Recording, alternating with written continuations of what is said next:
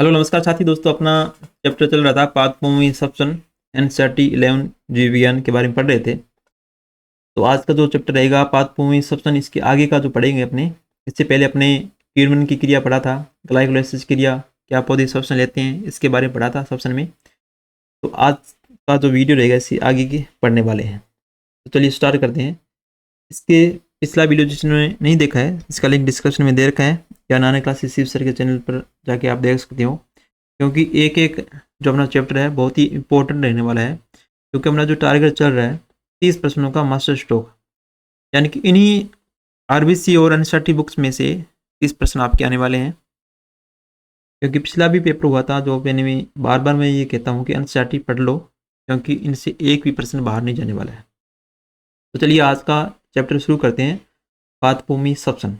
इसके आगे का चैप्टर अपने शुरू करेंगे। चलिए आज पढ़ेंगे अपने ऑक्सीसब्सन क्या होता है। ऑक्सीसब्सन इनके सांस क्या आता है, इसके बारे में पढ़ने वाले हैं। इसमें देखिए ऑक्सीसब्सन, माइटोकॉन्ड्रिया में होने वाले ऑक्सीसब्सन के दौरान ग्लाइकोलाइसिस का अंतिम उत्पाद पायरुवेट कोशिका द्रव्य में माइटोकॉन्ड्रिया में परिवहन किया जाता है। यानी कि ग्लाइकोलाइसिस का अंतिम उत्पाद क्या होता है, पायरुविक अम्ल का निर्माण होता है। और कहाँ ये क्रिया चलती है, ये माइटोकॉन्ड्रिया में ही क्रिया चलती है। क्योंकि ऊर्जा का निर्माण कहाँ होता है, माइटोकॉन्ड्रिया के भाग में आते हैं। ये अपने पढ़ रखा है, क्योंकि कोशिका द्रव्य में पाए जाने वाला है कोशिका है ये। पायरुवेट का चरणबद्ध क्रम में पूर्ण ऑक्सीकरण के उपरांत सभी हाइड्रोजन परमाणु पृथक होते हैं, और जिससे 3 कार्बन डाइऑक्साइड के अणु भी मुक्त होते हैं। हाइड्रोजन परमाणु से पृथक हुए इलेक्ट्रॉन ऑक्सीजन अणु की ओर जाते हैं, जिसके परिणाम स्वरूप एटीपी का संश्लेषण होता है। इसमें केवल आप एटीपी के फुल फॉर्म यहाँ से याद रखना, एडिनोसिन ट्राइफॉस्फेट है, एडिनोसिन ट्राइफॉस्फेट, ठीक है।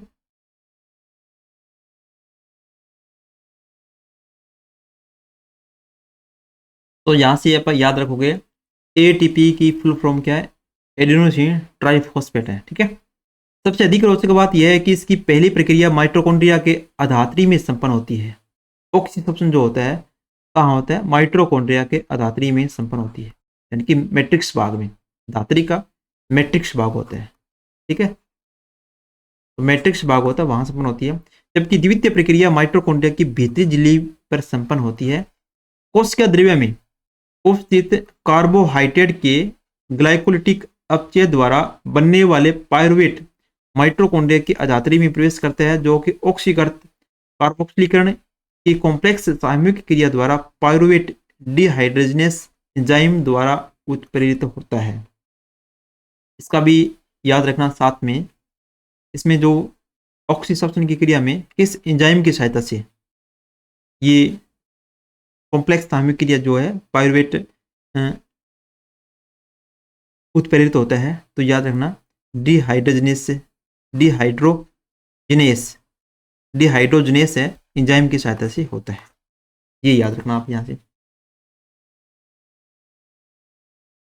चलिए नेक्स्ट देखो, इसमें देखो ये प्रक्रिया दे रखी है यहाँ से। पायरुविक डिहाइड्रोजनेस अभिक्रियाओं में एक सह एंजाइम भाग लेते हैं, जिसमें NAD+ या ए सह एंजाइम होता है।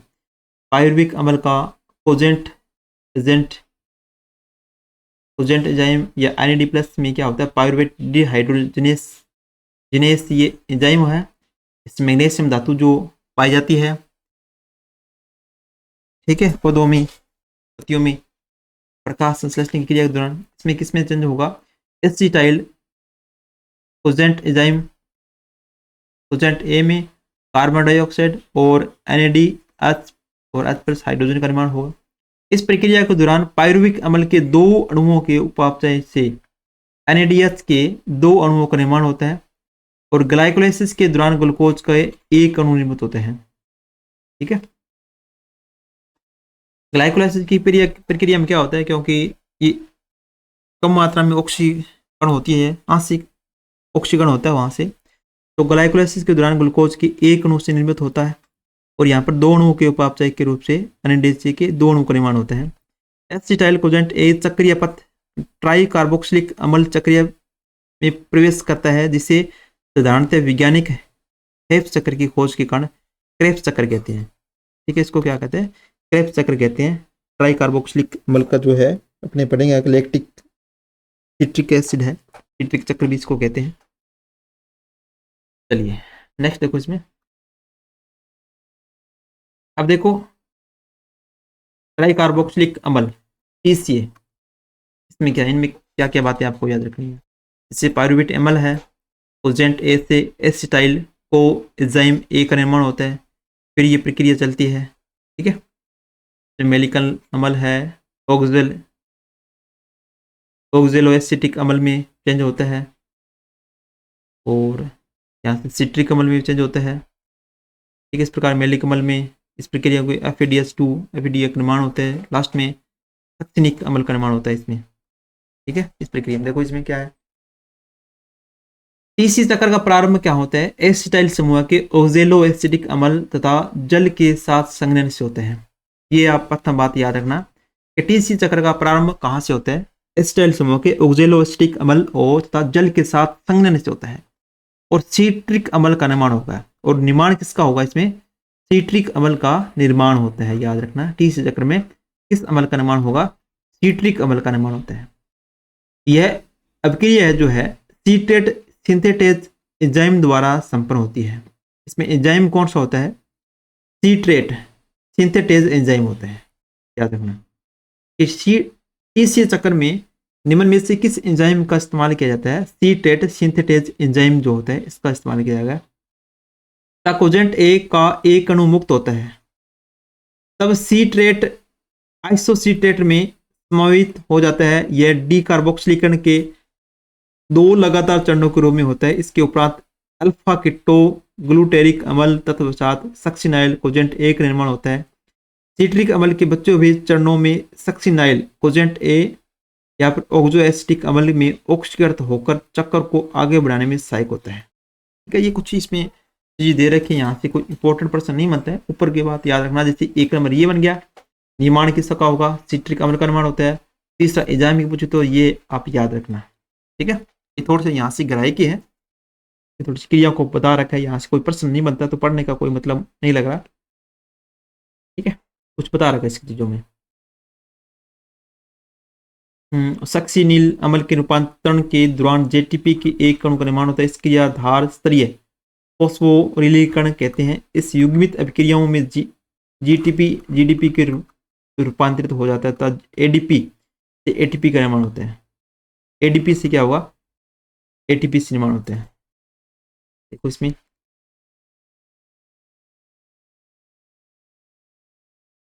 चक्र में 3 स्थान ऐसे होते हैं जिसमें NAD प्लस का NADS प्लस में अपचयन होता है, और एक स्थान पर FAD का FADS2 में अपचयन होता है। TC चक्र द्वारा एसिटिल कोजेंट A को एंजाइमस अम्ल के नियंत्रण ऑक्सीकरण हेतु ऑक्सोलोएसिटेट अम्ल के पुनः निर्माण की आवश्यकता होती है, जो चक्र का प्रथम सदस्य है। ठीक है, तो इस चक्र का प्रथम सदस्य क्या होता है? ऑक्सोलोएसिटेट होता है, यानी कि यहीं से ही एक प्रक्रिया प्रारंभ होती है जो शुरू में अपने पढ़ा था।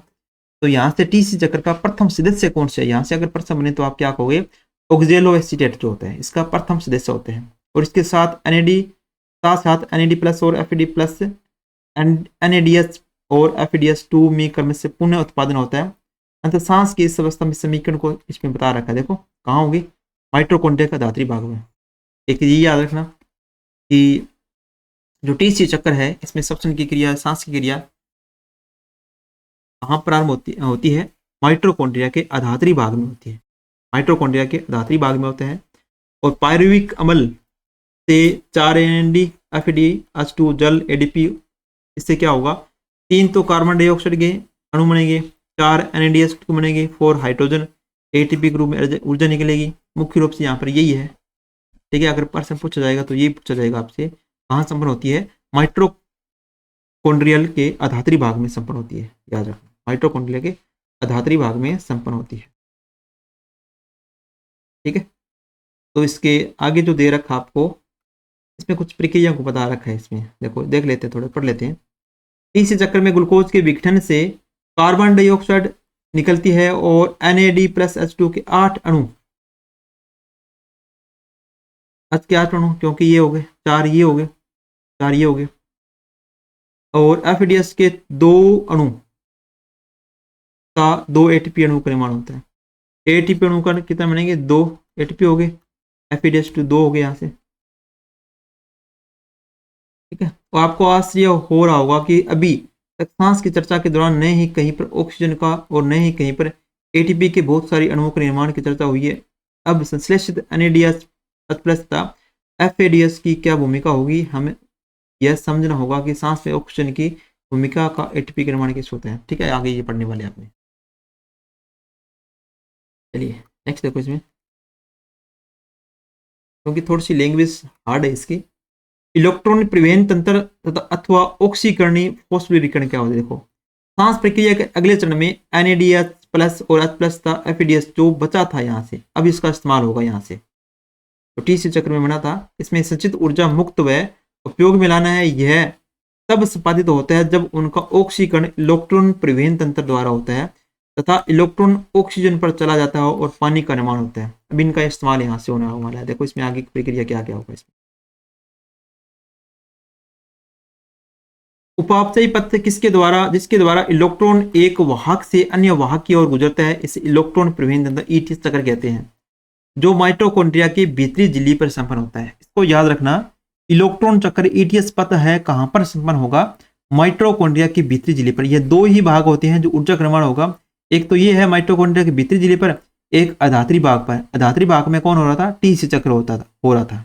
ठीक है, TC चक्र है, अधात्री भाग में होता है माइटोकॉन्ड्रिया के, और भीतरी झिल्ली पर कौन सा होगा, ETS। ये दोनों बातों को आप यहां से लिख लेना। NADH में बनने वाले इलेक्ट्रॉन एंजाइम NADH डिहाइड्रोजनेस द्वारा ऑक्सीकृत होता है कॉम्प्लेक्स फर्स्ट। तत्पश्चात इलेक्ट्रॉन भीतरी झिल्ली में उपस्थित यूबिक्विनोन की ओर स्थानांतरित हो जाता है। ठीक है, यूबिक्विनोन शब्द आए तो याद रखना कि ETS पथ में क्रिया है, ETS पथ की क्रिया है। यूबिक्विनोन अपचयी समतुल्य FADS2 द्वारा प्राप्त करता है, कॉम्प्लेक्स सेकंड हो गया ये। तो सिट्रिक अम्ल चक्र में सक्सिन के ऑक्सीकरण के दौरान उत्पन्न होते हैं।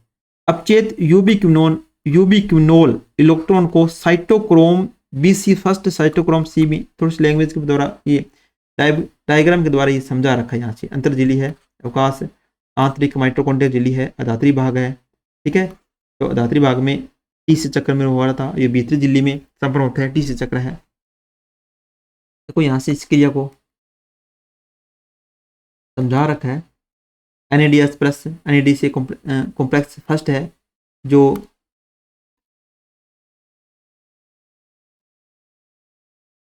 NADH डिहाइड्रोजनेस के रूप में, यू के रूप में यहाँ से कॉम्प्लेक्स फर्स्ट है, सेकंड थर्ड इस प्रकार ये चलते हैं, साइक्रोम BC का निर्माण होता है। ठीक है,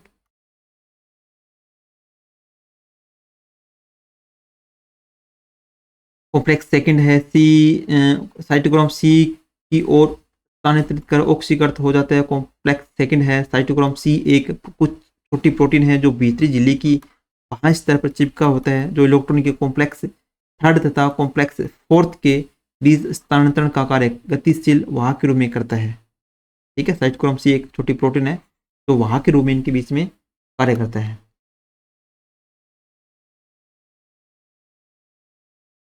देखो इस चक्कर में ज़्यादा कुछ नहीं है यहाँ पर, इस लाइन को थोड़ा सा लाइन में ये नीली पीली करा के इनको थोड़ा पढ़ लो। देखो NADH के एक अणु से जो ETS चक्र है, इसमें क्या होगा, NADH के एक अणु के ऑक्सीकरण से ATP के 3 अणुओं का निर्माण होता है। ये याद रखना यहाँ से, ETS चक्र पथ में NADH के एक अणु का ऑक्सीकरण होगा तो ATP के कितने अणु बनेंगे, 3 अणु का निर्माण होता है। जबकि FADS2 का एक अणु से ATP के 2 अणु का निर्माण होता है। 2 याद रखना, क्योंकि मुख्य रूप से ये इस्तेमाल हो रहा है NADH और FADS2। NADH से 3 अणु का निर्माण होता है, 3 ATP अणु का, और FADS2 से क्या होता है, 2 ATP के निर्माण होता है, 2 ATP के अणु का निर्माण होता है। जबकि सांस के ऑक्सी प्रक्रिया ऑक्सीजन की उपस्थिति में ही संपन्न होती है। प्रक्रिया के अंतिम चरण में ऑक्सीजन की भूमिका सीमित होती है, यद्यपि ऑक्सीजन की उपस्थिति अत्यावश्यक है, यानी कि ऑक्सीजन होना यहाँ पर बहुत ही ज्यादा आवश्यक है। अब देखिए इसमें तो यहाँ पर कुछ ज़्यादा इंपॉर्टेंट नहीं है, इसको छोड़ो आप, जो मेन चीज़ें उनकी बात करते हैं अपने। एटीपी का संश्लेषण वेग इसमें थोड़ा डायग्राम के द्वारा बता रखा है, यहाँ पर इसमें भी नहीं है।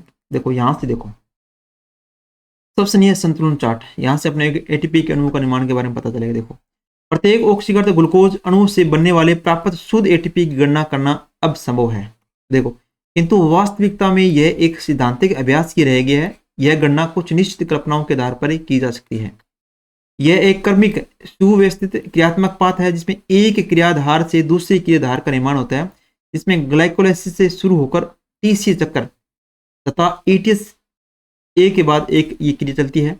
ग्लाइकोलाइसिस में संश्लेषित एनएडीएच माइटोकॉन्ड्रियम होता है, जहां उसका क्या होता है, फॉस्फोरिलीकरण होता है। ठीक है, क्योंकि ग्लाइकोलाइसिस में संश्लेषित जो डी एनएडीएच है वो कहाँ संपन्न होता है, क्रिया संपन्न होगी माइटोकॉन्ड्रिया भाग में होता है। और पथ का कोई भी मध्यवर्ती दूसरे यौगिक के निर्माण के उपयोग में नहीं होता है। श्वसन में केवल ग्लूकोज का उपयोग होता है। श्वसन प्रक्रिया में केवल किसका यूज होगा, ग्लूकोज है, ग्लूकोज से आगे की क्रिया चलती है। और दूसरा वैकल्पिक क्रियाधार पथ के किसी भी मध्यवर्ती चरण में प्रवेश नहीं करता है। याद रखना ग्लूकोज ही है जो मुख्य रूप से इसका क्रियाधार होता है। हालांकि इस प्रकार की कल्पना संजीव तंत्र में वास्तव में तर्क संगत नहीं है। सभी पथ एक के बाद एक नहीं बल्कि एक साथ कार्य करते हैं। ये जो पथ है जो एक के बाद एक न चलकर एक साथ चलते रहते हैं। पथ में क्रियाधार आवश्यकता के अनुसार बाहर या अंदर आ जा सकते हैं। आवश्यकता अनुसार जैसे क्रियाधार अपने बढ़ा था, सबसे क्रियाधार में कार्बोहाइड्रेट है, प्रोटीन है, वसा है, ठीक है, कार्बोनिक अम्ल वगैरह है, वो अपने बड़े थे। आवश्यकता अनुसार एटीपी का उपयोग हो सकता है। एंजाइम की क्रिया की दर को अनेक विधियों द्वारा नियंत्रित किया जा सकता है। फिर भी यह क्रिया करना उपयोगी है क्योंकि सजीव तंत्र में ऊर्जा का निष्कर्षण एवं संग्रहण हेतु इसकी दक्षता सराहनीय है। अंतः ऑक्सीजन श्वसन के दौरान ग्लूकोज के एक अणु से एटीपी के 36 अणुओं की शुद्ध प्राप्ति होती है। ये यहाँ से इंपॉर्टेंट प्रश्न बन गया। देखो इतनी राम कथा से ये एक निकल के आया, बहुत ही शानदार वाला प्रश्न। देखो आपसे पूछ ले ऑक्सीजन श्वसन के दौरान ग्लूकोज का जब एक अणु विघटन होता है तो कितने एटीपी अणुओं का निर्माण होता है, तो याद रखना 36 एटीपी अणुओं का निर्माण होता है। अब देखो किण्वन तथा ऑक्सीजन श्वसन की तुलना करो। देखो किण्वन में ग्लूकोज का आंशिक विघटन होता है, ये अपने पढ़ा था, आंशिक विघटन हो रहा था। जबकि ऑक्सीजन श्वसन में क्या होता है, पूर्ण विघटन होता है तथा कार्बन डाइऑक्साइड व जल बनते हैं। जब ग्लूकोज का पूर्ण रूप से विघटन होगा, ऑक्सीजन श्वसन होगा पूर्ण रूप से, तो ही क्या बनेंगे, कार्बन डाइऑक्साइड और जल और ऊर्जा का निर्माण होता है। ठीक है, क्योंकि वहां पर किण्वन में क्या हुआ, ग्लूकोज का केवल आंशिक विघटन हो रहा था।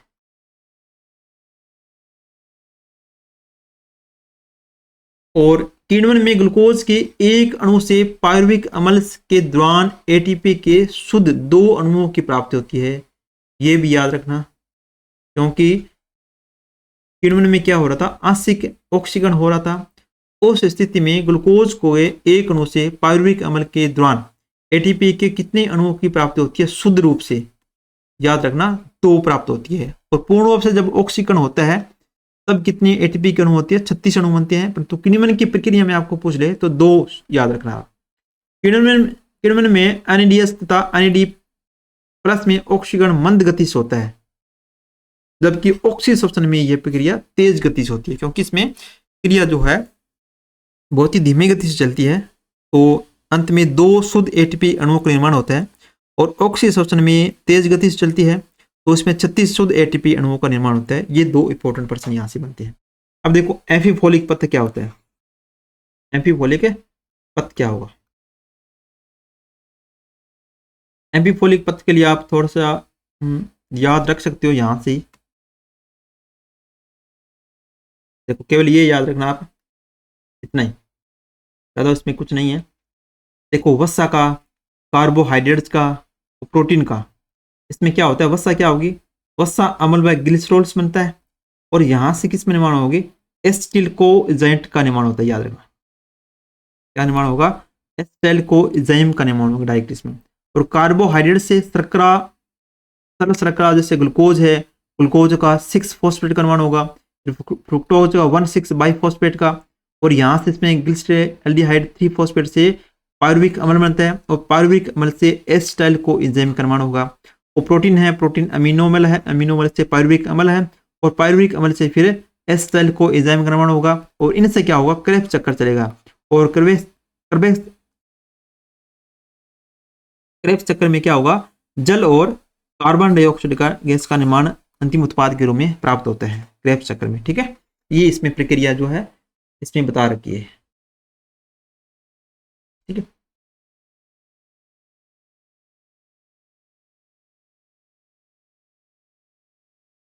तो आपका एम्फीबोलिक पथ है, इसमें ये चीजें बता रखी है, ज्यादा कुछ नहीं है यहाँ से।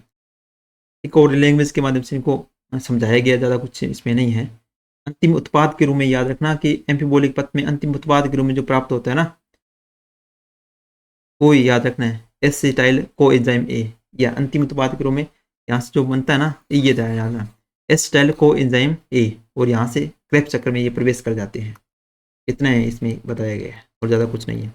देखिए सांस गुणांक थोड़ा याद रखना, सांस गुणांक का ये फॉर्मूला याद रखना। सांस गुणांक होता क्या, मुक्त हुई कार्बन डाइऑक्साइड का आयतन कितना है और उपयोग में लाई गई ऑक्सीजन का आयतन कितना है, ये क्या होता है, सांस गुणांक होता है। सांस गुणांक होता है, ये आपसे पूछ सकता है कि निम्न में से सांस गुणांक का फॉर्मूला है, या इसमें एक इक्वेशन के माध्यम से आपको प्रश्न करना भी दे सकता है। जैसे ये देखो, ये दे दिया, ये इक्वेशन दे दे कि इसका सांस गुणांक का मान कितना है। अब यहां से ये देखना होगा कि ऑक्सीजन का इस्तेमाल के कितने अणु हैं और कार्बन डाइऑक्साइड के कितने हैं, ये याद रखना है। ऊपर की तरफ क्या आ जाएंगे, कार्बन डाइऑक्साइड के अणु कितना है, 6 हो गया, और नीचे कितने आ जाएंगे, ऑक्सीजन के कितने हैं, इसका आयतन कितना है, 6, 6/6 1 हो गया, यानी कि इसका सांस गुणांक का कितना होगा, 1 हो गया। आगे भी एक एग्जाम्पल और दे रखा है, वो आप और देख लो। यहाँ देखो, इसमें पूछ ले कि निम्न समीकरण दे रखी है, इसमें सांस गुणांक निकालिए, यानी कि ऑक्सीजन के कितने आयतन कितना है, 145 है, और कार्बन डाइऑक्साइड के कितने, 102 है। ऊपर की तरफ कितना आ जाएगा, कार्बन डाइऑक्साइड 102 आ जाएगा, नीचे की तरफ 145 आ जाएगा, यानी कि ऑक्सीजन के अणु का अनुपात आ जाएगा। इसमें भाग देंगे तो अपने पास कितना 0.7 बनेगा। इसका सांस गुणांक कितना हो गया, 7.7 हो गया। तो इस प्रकार आप याद रखना सांस गुणांक। ठीक है, ये इसका कार्बन डाइऑक्साइड का आयतन और ऑक्सीजन का आयतन का अनुपात जो होता है सांस गुणांक होता है, RQ होता है। जब वसा सांस में प्रयुक्त होती है तो सांस गुणांक 1 से कम होता है। अब देखिए, इसको भी याद रखना, जब वसा सांस में प्रयुक्त हो रही है तो सांस गुणांक 1 से कम होगा। वसा अम्ल ट्राइपामार्टिन के रूप में उपयोग में होता है जब इसकी गणना निम्नवत होती है। जब प्रोटीन श्वसनीय क्रियाधार के रूप में प्रयुक्त होती है तो इसका अनुपात 0.9 के लगभग होता है। ठीक है, और यह जानना अति महत्वपूर्ण है कि संजीवों में श्वसनीय क्रियाधार अक्सर 1 से अधिक होती है, किंतु शुद्ध प्रोटीन व्यवस्था श्वसनीय क्रियाधारों के रूप में प्रयुक्त नहीं होती है। ये भी याद रखना, जब वसा होगी तो सांस गुणांक का मान 1 से कम होगा, और प्रोटीन श्वसनीय क्रियाधार के रूप में होगी तो इसका मान कितना होगा, प्रोटीन होगी श्वसनीय क्रियाधार के रूप में तो 0.9 के आसपास होगा, और वसा के दौरान 1.0 या 1 से क्या होता है, कम होता है। ये बड़ी बड़ी बातें आपकी थी। तो आगे ये तनास इसका दे रखा है, वही आपने किया था वही है मेन इसमें, और अभ्यास प्रश्न इसमें कोई ऑप्शनल प्रश्न नहीं है। ऑप्शनल प्रश्न जितने भी बनेंगे अपने वो अलग से वीडियो में करने वाले हैं, एक एक चैप्टर के अलग अलग करने वाले हैं। और शुरू में प्रथम अपने कोश का संरचना प्रकार किया था, इसके ऑप्शनल प्रश्न बन रहे हैं, धीरे धीरे तैयार हो रहे हैं, वो जल्दी आपको जितने भी प्रश्न है इस चैप्टर में वो सभी करवाए जाएंगे। तो धन्यवाद दोस्तों, आज के लिए इतने ही, और मिलते हैं नेक्स्ट वीडियो में एक नेक्स्ट चैप्टर में। ये अपने पादपों में सब्सटन पढ़ा था, और नेक्स्ट जो अपने पढ़ने वाले हैं मानव में सब्सटन क्या होता है वो अपने चैप्टर पढ़ेंगे, जो चैप्टर 11th क्लास में बायोलॉजी में है। तो धन्यवाद दोस्तों।